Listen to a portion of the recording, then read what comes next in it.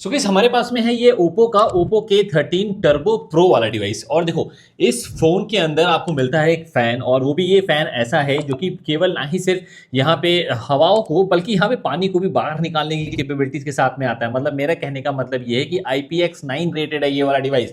और साथ ही में देखो इसके अंदर मिलता है 8s Gen 4 वाला प्रोसेसर, और यही सेम प्रोसेसर आपको इस डिवाइस में भी मिलता है। बहुत सारे लोगों ने मेरे से पूछा था कि इन दोनों का ही यहाँ पे कंपैरिजन बनाओ। देखो सबसे पहली चीज तो मैं आपको बता दूं, इसकी जो प्राइसिंग है वो कंपैरेटिवली थोड़ी सी ज्यादा है इससे, लेकिन फिर भी यहाँ पे क्या ये वाकई में एक बेहतर गेमिंग डिवाइस है।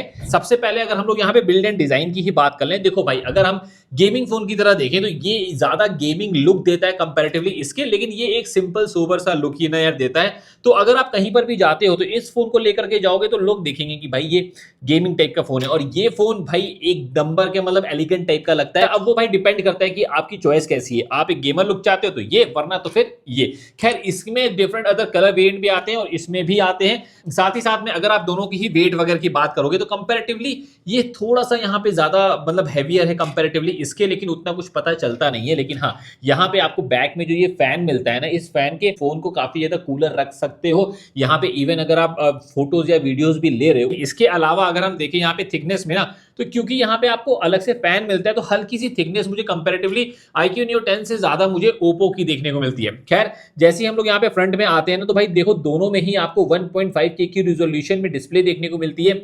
iQOO के अंदर आपको 144 हर्ट्ज के रिफ्रेश रेट के साथ में आने वाली डिस्प्ले देखने को मिलती है, वहीं Oppo के अंदर आपको डॉल्बी विजन के साथ में आने वाली डिस्प्ले है, ये 120 हर्ट्ज के रिफ्रेश रेट को सपोर्ट करती है। दोनों ही डिस्प्ले को मैंने साइड बाय साइड रख करके देखा है, कोई बहुत ज्यादा मैसिव डिफरेंस तो आपको देखने को नहीं मिलेगा। ब्राइटनेस के मामले में इंडोर आउटडोर की विजिबिलिटी भी दोनों में अच्छी है, लेकिन भाई फिर भी यहाँ पे हल्की सी ज्यादा ब्राइटर मुझे कभी कभी किसी ने सिनेरियो में iQOO की डिस्प्ले देखने को मिली है। भाई HDR का सपोर्ट आपको दोनों ही फोनों में देखने को मिलता है, नेटफ्लिक्स के अंदर भी और यूट्यूब वगैरह के अंदर भी। बट यहाँ पे Oppo के अंदर आपको डॉल्बी विजन के सपोर्ट के साथ में आता है, HDR प्लस डॉल्बी विजन भी है। अच्छा, इसी के साथ में अगर हम लोग बात कर लें इनकी स्पीकर्स की क्वालिटी की, तो देखो भाई दोनों के स्पीकर्स काफी ज्यादा अच्छे देखने को मिले हैं। क्रिस्पर साउंड दोनों में ही है, लेकिन अगर लाउडनेस की बात अगर आप करेंगे तो हल्की सी ज्यादा लाउडर आपको iQOO की देखने को ना मिलती है, लेकिन बहुत ज्यादा डिफरेंस मेरे को कुछ समझ में नहीं आया है। अच्छा, इसी के बाद में अगर हम सॉफ्टवेयर की बात कर लें तो देखो भाई यहाँ पे ना दोनों में ही आपको यहाँ पे एंड्रॉइड 15 के साथ में दोनों ही के दोनों फोन आते हैं भाई। हालांकि इसके अंदर आपको कलर OS 15 मिलता है, इसके अंदर फ्रंट टच OS 15 मिलता है, लेकिन देखो दोनों में ही आपको यहाँ पे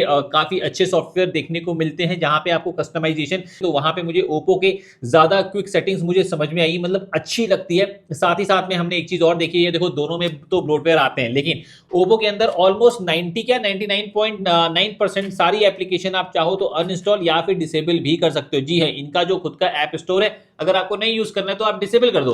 पर इसके अंदर जैसे कुछ जो यार ऐप स्टोर आता है उसको आपको डिसेबल करने का कोई ऑप्शन नहीं है, वो आपको रखना ही पड़ेगा। भले आप उसको फोर्स स्टॉप करके साइड में आप रखो, लेकिन रहती है, वो डिसेबल नहीं होती है। इसके अंदर आपको यहाँ पे 3 इयर्स का एंड्रॉइड अपडेट का प्रॉमिस किया गया है, और इसके अंदर 2 इयर्स का एंड्रॉइड अपडेट का प्रॉमिस है। साथ ही में हमने देखा है दोनों में ही आप यहाँ पे कॉल रिकॉर्डिंग भी कर सकते हो चुपके से। परफॉर्मेंस की तरफ चले आए, इनका स्पीड टेस्ट भी किया, जहां मैंने ऐप ओपनिंग स्पीड टेस्ट भी परफॉर्म किया था। तो अगर उसकी बात करूं तो देखो भाई मैंने साइड बाय साइड जब दोनों ही फोन को रखा और ऐप ओपन करना स्टार्ट किया, तो देखो एनिमेशन में तो भाई दोनों ही ऑलमोस्ट सिमिलर सा परफॉर्म करते हैं, दोनों ही काफी ज्यादा स्मूदर है। कुछ एप्लीकेशन इसमें यानी कि iQOO में ज्यादा फास्टर ओपन होती है, और कुछ एप्लीकेशन Oppo में, जैसे एग्जांपल के तौर पे जो शॉपिंग एप्लीकेशन है वो यहाँ पे iQOO ने ज्यादा फास्टर ओपन करी, जो सोशल मीडिया एप्लीकेशन है वो यहाँ पे Oppo ने ज्यादा फास्टर ओपन करी।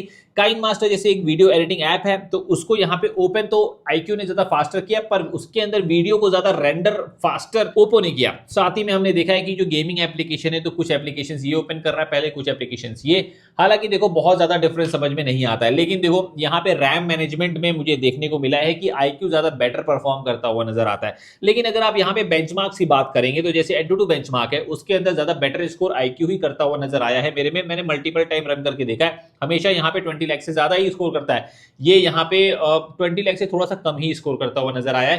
खैर अगर हम CPU थ्रॉटलिंग की बात करें तो उसमें भी अभी यहाँ पे ये थोड़ा सा थ्रॉटल कर रहा है कंपैरेटिवली iQOO से। iQOO वहाँ पे स्ट्रेट लाइन रखता है। तो भाई साथ ही में अगर हम यहाँ पे गेमिंग की बात कर लें, जैसे कि मैंने यहाँ पे BGMI दोनों में ही मैंने खेल करके देखा है, एक चीज तो है देखो भाई यहाँ पे आपको 144 FPS देखने को मिलता है, लेकिन देखो यहाँ पे अनलॉक तो आपका 120 FPS ही है, बट यहाँ पे गेम फ्रेम इंटरपोलेशन की मदद से ये लोग 144 हर्ट्ज अचीव करते हैं, बट आपको FPS मीटर में केवल 120 FPS के आसपास में आता है। वैसे अगर इसका देखा जाए तो ये भी आराम से 120 FPS ये अचीव करता है, लेकिन इसमें यहाँ पे ना ज्यादा फंक्शनैलिटी है। एग्जांपल के तौर पे जैसे कि यहाँ पे GPU की सेटिंग्स में अगर आप जाएंगे तो यहाँ पे जो पिक्चर की क्लैरिटी है उसको थोड़ा सा इंप्रूव करने के लिए यहाँ पे इन्होंने दिया हुआ है। साथ ही साथ में यहाँ पे गेम को रिकॉर्ड करने के लिए भी यहाँ पे आपको एक फ्लोटिंग विंडो देखने को मिलती है। मतलब जैसे ही अगर आप यहाँ पे एनिमी से फाइट लेने के लिए जा रहे हो, उस ना फ्लोटिंग विंडो से आप अगर चाहे तो स्क्रीनशॉट भी ले आप ना सकते हैं, या फिर आप यहाँ पे लाइव रिकॉर्ड भी कर सकते हैं। वो सारी चीजें भी आपको यहाँ पे एक्सक्लूसिवली देखने को मिलती है जो इसमें नहीं मिलती। बट इसमें भी यहाँ पे गेमिंग के बहुत सारे ऑप्शन है। एग्जाम्पल के तौर पर यहाँ पे गेम साउंड इफेक्ट है, उसको आप इंक्रीज कर सकते हैं। यहाँ पे अगर हम बात कर लेते हैं कि हीटिंग की, तो कंपैरेटिवली देखो यहाँ पे, क्योंकि यहाँ पे एक फैन दिया हुआ है डेडिकेटेड, तो इस वजह से थोड़ा सा यहाँ पे फैन की वजह से ज्यादा आपको ठंडा ये फोन मालूम देगा। लेकिन बहुत ज्यादा का डिफरेंस आपको मालूम दे ऐसा नहीं, बिकॉज ये भी फोन अपने आप को बहुत ज्यादा हीट करता नहीं है। हमने भाई यहाँ पे देखा है कि इसमें भी जो यहाँ पे टेम्परेचर है ना, ये यहाँ पे 40-41 डिग्री तक ही आ जाता है, और ये यहाँ पे फैन के साथ में 39 डिग्री के आसपास में आ जाता है। बहुत ज्यादा का डिफरेंस नहीं है, बट 1-2 डिग्री का डिफरेंस है। लेकिन वो गेम में उतना ज्यादा इफेक्ट डालता हुआ नजर आया नहीं है मुझे, ना इसमें और ना ही मुझे इसमें। दोनों ही सिमिलर टाइप की परफॉर्मेंस निकालते हैं।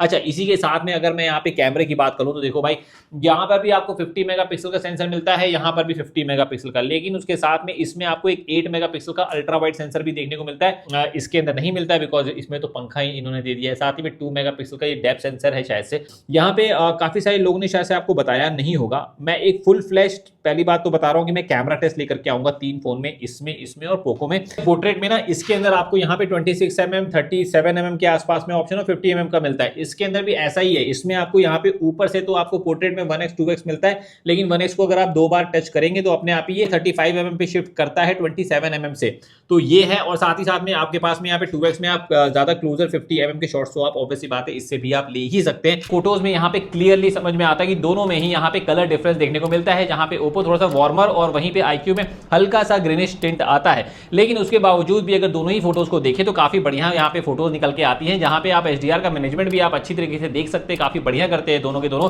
और मोर इवन एक इंपॉर्टेंट चीज, डिटेल भी दोनों में अच्छी आती है। पर कभी कभी मैंने देखा है कि यहाँ पे जो नॉर्मल 1x के शॉट्स होते हैं वो भाई IQ में थोड़ा सा डार्कर रखता है कंपैरेटिवली यहाँ ओप्पो से। लेकिन कभी कभी मैंने ये भी चीज देखी कि जो ब्राइटर करने के चक्कर में कई बार ओप्पो यहाँ पे ओवर एक्सपोज भी किया है उसने मेरे हाथ के एरिया को, जहां पे आर्टिफिशियल लाइटनिंग पड़ रही थी। लेकिन इन सब के बाद में अगर आप ओवरऑल देखें ना, तो दोनों ही फोटोज बैक वाले कैमरे से काफी अच्छी खींचते हैं। और देखो दोनों में पोर्ट्रेट में जूम इन के ऑप्शन सिमिलर ही मिलते हैं, 1x 1.5x और 2x।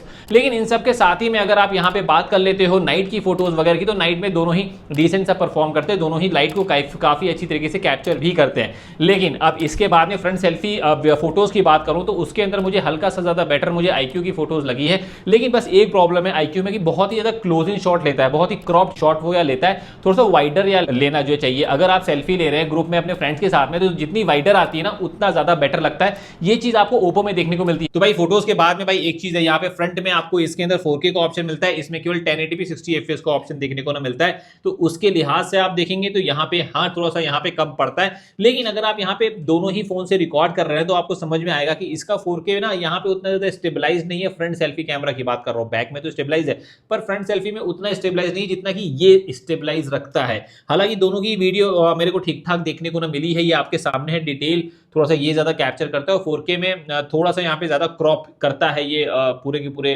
वीडियो को। लेकिन अगर बैक से बात करें ना, तो देखो भाई बैक से दोनों के दोनों काफी अच्छी वीडियो को कैप्चर करते हैं। HDR का मैनेजमेंट भी दोनों में ही अच्छा है। लेकिन देखिए भाई कैसी निकल के आ रही है बैक वाली वीडियो। अगर मैं यहाँ पे आ जाऊँ तो मतलब अगेंस्ट द सन भी आपको करके दिखाता हूँ। थोड़ा सा कैमरामैन से बोलूँगा इधर की तरफ आना, थोड़ा वॉक करते हुए चलेंगे, हम आपको दिखाएंगे कि भाई कैसा यहाँ पे सिनेरियो निकल के आ रहा है। साथ ही में अगर बैकग्राउंड में सूरज है तो भाई बताइए कि भाई कैसी वीडियो निकल के आती है। तो भाई इन सब के बाद में अगर बैटरी की बात करें तो देखो भाई दोनों में ही यहाँ पे 7000 mAh की बैटरी देखने को मिलती है। अब ये 7000 mAh की बैटरी है, लेकिन इसमें ज्यादा फास्टर चार्जर मिलता है कंपैरेटिवली इसके। और हमने यहाँ पे देखा है कि जो बैटरी लाइफ है दोनों की, क्योंकि यहाँ पे फैन लगा हुआ है, तो लॉन्गर पीरियड ऑफ टाइम के लिए अगर आप फैन का यूज करोगे तो वहां पर भी बैटरी कंज्यूम होता है। तो इस वजह से यहाँ पे हल्का सा कम बैटरी बैकअप देखने को मिलेगा कंपैरेटिवली IQ के सामने। लेकिन अगर देखो ओवरऑल देखा जाए तो कोई बहुत ज्यादा मैसिव बैटरी में भी डिफरेंस आपको ना देखने को मिले। भाई इन सब के बाद में देखो मैंने पूरी की पूरी यहाँ पे सारी चीजें डिटेल में बता करके रख दी। अब आप लोग मुझे बताओ कि इन दोनों में से कौन सा फोन आप लोग लेना पसंद करोगे, ओप्पो K13 टर्बो प्रो या फिर IQ Neo 10? बताइएगा जरूर, मैं इंतजार करूंगा भाई आप लोगों का इसी वीडियो के नीचे में। देखा जाए कि लोगों को कौन सा फोन ज्यादा पसंद आया है।